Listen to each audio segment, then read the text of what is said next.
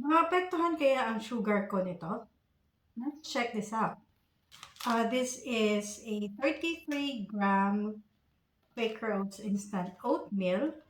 And as for the label, this has a total carbohydrates of 22 grams with 0 sugar. Let's check this out. Let's check first our baseline.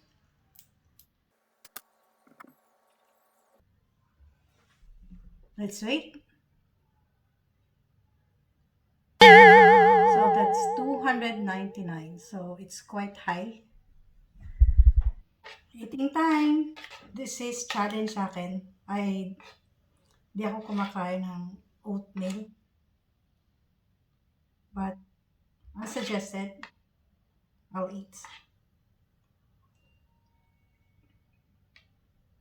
See you in 1 hour.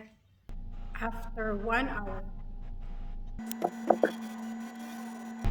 Let's wait. So that's 320.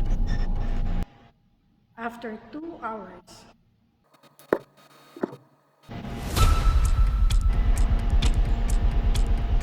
So that is 291. So yun na nga, may resulta na tayo sa Quaker Oats Instant Oatmeal. So our baseline was 299, and then after an hour, it went up to 320. So that is about 21 points. Then after 2 hours, it went down to 291.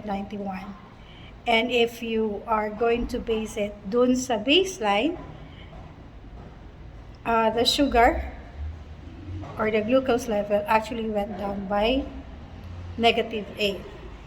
So to the question whether this oatmeal or an oatmeal is actually good for diabetics, yes.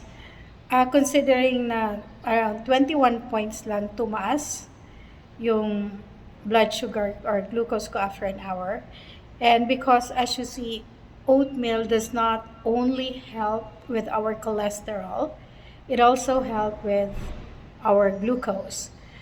Because of its high fiber content, it slows down yung pag-digest. It is helping in the management ng sugar natin. And also, it improves insulin sensitivity. So, that's it. Ang sabi ang pinaka-safe na dami is half cup.